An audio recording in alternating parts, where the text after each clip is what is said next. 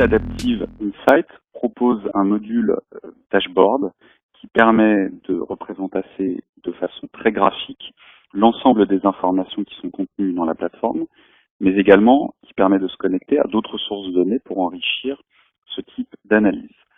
Ce module est complètement intégré au sein de la plateforme puisqu'on retrouve ici l'ensemble des menus qui permettent de construire une application.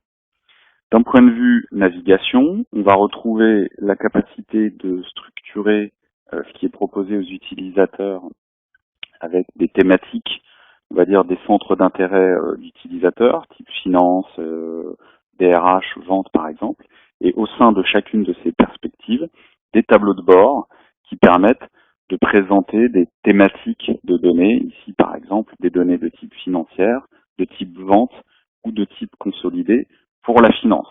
Mais donc on va pouvoir mixer différents types de perspectives, ou ici si on prend par exemple la perspective vente, elle va avoir son propre tableau de bord avec des états qui sont pourquoi pas communs avec la finance, mais également des analyses de type localisation booking ou de type prix de vente mensuel. Donc on est en capacité avec ce module de toucher des utilisateurs qui ne participent pas forcément à l'élaboration de la donnée, mais qui vont être par contre très intéressés par l'analyse ou les prises de décision qui en découlent.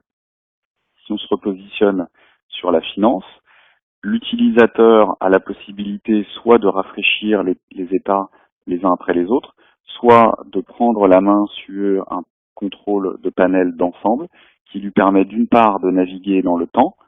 Ici on peut changer de mois, changer d'année, se placer par exemple au mois de février. Donc on voit que l'ensemble des tableaux de bord se met à jour en fonction du nouveau timing.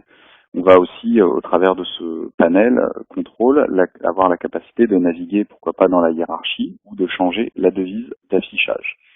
Comment se construit l'ensemble de ces informations? On a la capacité d'accéder à un studio de conception visuelle qui va permettre de structurer l'ensemble de ces données. Comment il se construit? On a d'une part ici la capacité de spécifier les sources de données auxquelles on se connecte. Donc ici on est dans l'exemple sur une source uniquement adaptive, mais comme je le expliquais, on est en capacité d'aller chercher d'autres sources.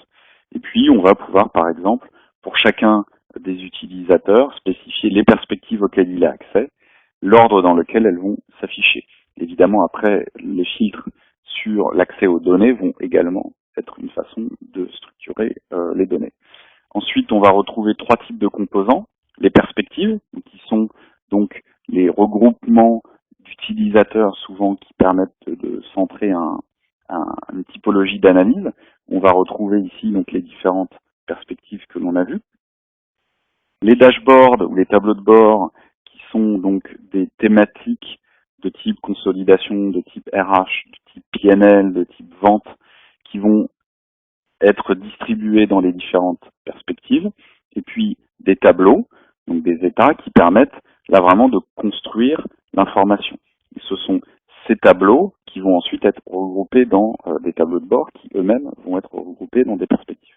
Donc on voit que quand on veut créer un nouveau tableau, il y a plusieurs formats qui sont proposés de type graphique.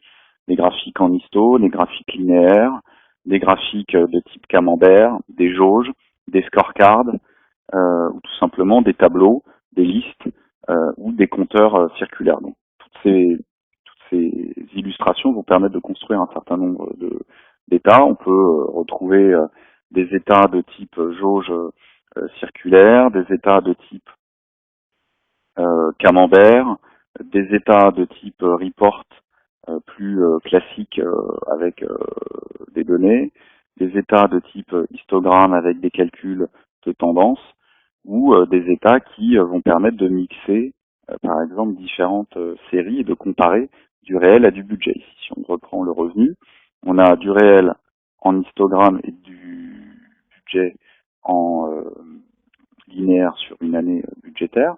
Comment est-ce qu'on construit ces cadrans au-delà du format qui a donc été expliqué juste avant? On va aller chercher des données, donc avec la capacité d'avoir plusieurs séries de données.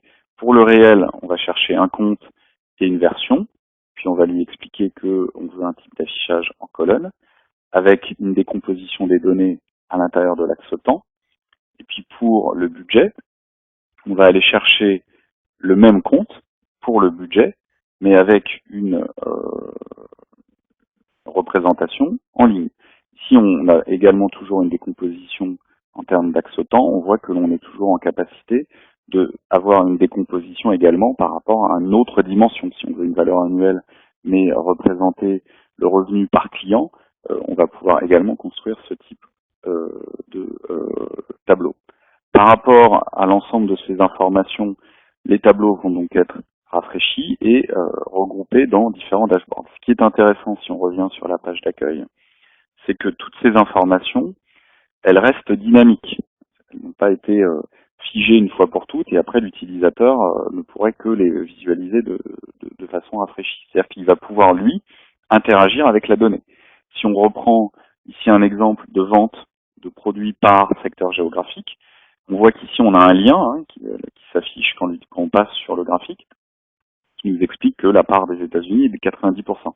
Si on veut comprendre, par exemple, par quel type de client cette information est constituée, ben on va pouvoir zoomer et avoir le détail de cette information par client.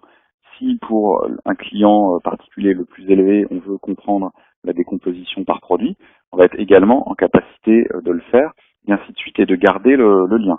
Si à un moment l'utilisateur veut comprendre de façon encore plus précise comment la donnée a été faite, voire interagir avec la donnée, il va pouvoir carrément explorer la donnée, retrouver l'explorateur de cellules et aller chercher la feuille sur laquelle l'information, à partir de laquelle l'information a été constituée. Donc ouvrir la feuille avec l'ensemble des informations détaillées, évidemment, s'il a l'accès à cette donnée. En termes de navigation, ce que l'on voit, c'est que l'outil continue d'afficher la trace de cette navigation. Donc si finalement l'information qui était recherchée ne se trouve pas dans le Customer 5 mais dans le Customer 1, l'utilisateur va pouvoir reprendre un niveau supérieur en termes de navigation et renaviguer à nouveau par produit. Donc on a une interaction complète qui est proposée à l'utilisateur puisqu'il est complètement en ligne, en temps réel et connecté à l'ensemble de sa plateforme puisque ce module est complètement intégré dans la suite adaptive